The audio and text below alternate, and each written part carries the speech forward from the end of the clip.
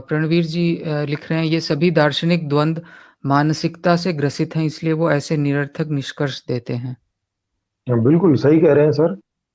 क्योंकि ये पूरा पूरा उनका द्वंद ही रहता है। आप पूरा उनका दर्शन पढ़ लीजिए। पूरा दर्शन ही शुरू से लेके आखिर तक बहुत सारे द्वंद्वों से, बहुत सारे विरोधाभासों से भरा रहता है। और उसको पढ़ने के बाद में हर आदमी ये देखता है कि इसका जीवन में क्या करें, इसका जीवन में हम उपयोग आखिर क्या करें, ये बताइए। कुछ नहीं समझ में आता कि गीता पढ़ के मैं इसका क्या उपयोग करूं जीवन में, या मैं रामायण पढ़ के इसका क्या उपयोग करूं जीवन में। अगर भगवान राम को की प्राप्ति ही जीवन का उद्देश्य है तो बाकी चीजें तो सब बेईमानी हो जाती है ना फिर। बाकी जीवन से संबंधित तो सारी चीजें बेईमानी हो जाती हैं, फिर वो सब क्यों की जाए। राम जी के और कृष्ण जी के जीवन में उन्होंने जितना सब कुछ किया वो भी बेईमानी हो जाता है। जब उनको पता था कि कि भाई भगवान की प्राप्ति या मोक्ष की प्राप्ति ही जीवन का उद्देश्य है, तो उनके उनके चरित्र में भी जो हम बहुत सारी कथाएं और बहुत सारी चीजें देखते हैं कि उन्होंने ये किया, अधर्म का नाश किया, धर्म की स्थापना की। भाई काय के लिए? अगर जीवन का उद्देश्य मोक्ष है तो धर्म की स्थापना मतलब क्या? अधर्म का नाश मतलब किसका नाश? और धर्म की स्थापना मतलब किसकी स्थापना?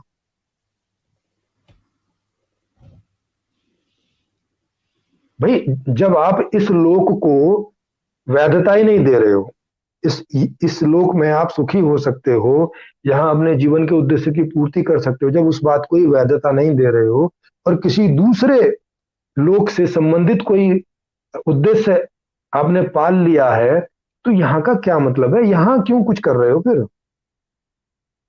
जन्म यहाँ लिया, इच्छाएं यहाँ पैदा हो रही हैं, और कर्म करोगे यहाँ किसी और ग्रह, किसी और लोक के लिए। भाई जब जन्म यहाँ हुआ है, इच्छाएं यहाँ पैदा हो रही हैं, तो उनकी आपूर्ति भी तो यही होनी चाहिए ना। ये ऐसा लोग बनाया क्यों कि यहाँ ऐसी इच्छाएं हों जिनकी पूर्ति यहाँ संभव नहीं है? तो ये बनाने वाला पागल नहीं होगा कोई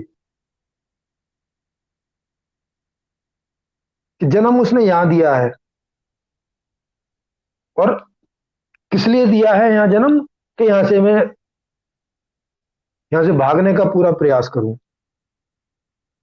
मतलब इसको जेल खाना वो करके बता रहे कि ये जेल खाना। तो यहाँ जन्म क्यों दिया है भाई? जेल खाने में जन्म किस किस उद्देश्य की प्राप्ति के लिए दिया? क्या करेंगे जेल खाने में? या जन्म हुआ ही क्यों है? तो वो जितने सारे सवाल जवाब करते हैं कि भाई ये पहले के कर्म है, ये है वो है, तो इसके टॉपिक बाद में आएंगे। तब आप समझेंगे कि ये जितने भी माइथोलॉजीज हैं पीछे की, वो चाहे क्रिश्चियन हो, मुस्लिम हो,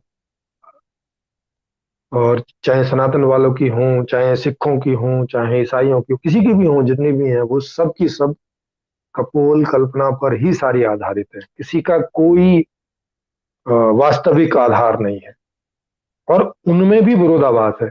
कम से कम कल्पना भी तो कुछ एक लॉजिकल होनी चाहिए ना। जैसे हम लोग बहुत सारी कल्पना करते हैं, ये मोबाइल कल्पना करके ही बनाया हुआ है, तो ये लॉजिकल होना चाहिए ना जब ये वास्तव में यहाँ पे धरती पे उतरेगा। अगर इसमें भी लॉजिकल कर देंगे तो ये कभी नहीं उतरेगा, कभी नहीं काम करता। तो कल्पना भी तो कोई वास्तव वाली हो, जो जिसका कोई मतलब हो। ये तो कल्पनाएं ऐसी हैं जिनका कोई मतलब नहीं है, और उन कल्पनाओं का आधार बना के कितने सारे लोग अपनी रोजी रोटी ही चला रहे हैं, वो और कुछ नहीं कर रहे।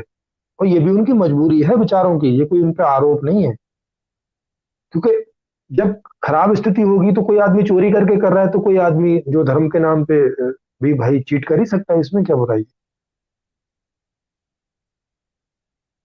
आपको बेवकूफ बना ही सकता है ना कोई। एक आदमी बोल रहा है कि आप मुझे पैसे दो, चिट फंड वाला जो है, और मैं आपको 1 साल में 3 गुना करके वापस दूंगा। तो उससे ले लेता है, और पता है 3 गुना तो कहाँ से देगा, क्योंकि 3 गुना इतनी इनकम तो किसी की नहीं होती। तो 3 गुना कभी नहीं दे पाएगा। लेकिन सामने वाला आदमी लोभ में आके चीट हो जाता है कि चलो 3 गुना देगा भाई, मैं 1 लाख रुपए लगा दूं तो इसके 3 लाख रुपए मिल जाएंगे, बढ़िया है। अब लेकिन उसको नहीं पता कि ये 1 लाख भी नहीं मिलने वाले, ये भी जेब से चले जाएंगे। तो अब सामने वाला ऐसा क्यों कर रहा है? क्योंकि उसे जो जीवन चाहिए उसे भी नहीं मिल रहा ना बेचारा, तो वो ऐसी चीट कर रहा है। तो ऐसे ही ये भी एक दूसरे ढंग है, तरीके हैं कि आपके जो है माता पिता मर गए हैं, वो ऊपर चले गए, तो भाई हम उनको पहुंचा देंगे, तुम हमें उनके नाम की चारपाई दो, उनके नाम की वो जो करते हैं, क्या करते हैं वो, अ, बरसी वगैरह वगैरह करते हैं। तो अब वो खाट चारपाई खाना पीना वो सब तो पंडित के पास जाता है, उसका जो भी कुछ यूज है वो तो पंडित करता है। आपके पिताजी थोड़ी ना लेटते उस खाट पे। लेकिन अब ये सब तरीके उन्होंने बना रखे, क्योंकि भाई उन्हें भी तो अपनी आजीविका चलानी है, उन्हें भी तो सुखी होना है ना।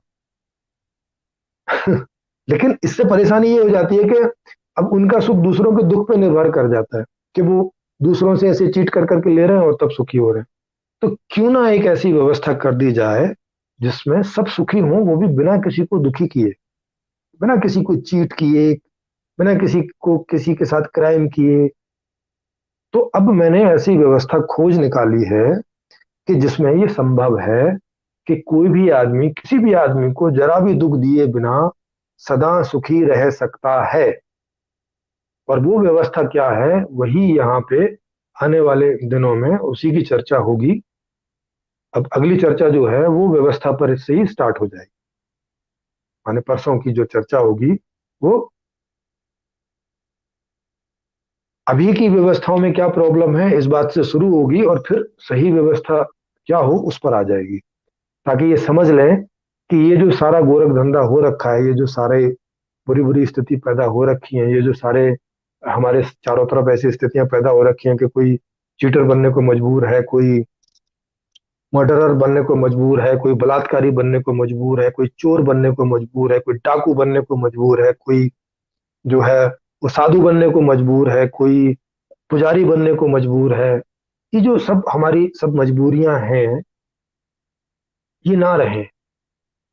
तो एक ऐसी व्यवस्था अब मैंने लिख दी है, संभव है। अब खाली आप लोगों को बस इसे सुन समझ के जान लेना है, और फिर आगे लाने का भी इसका बड़ा सरल सा तरीका है, बस उस सरल तरीके से ले आना है। वो भी इसमें बताया जाएगा कि ये कैसे आएगी। तो ये है, कोई और?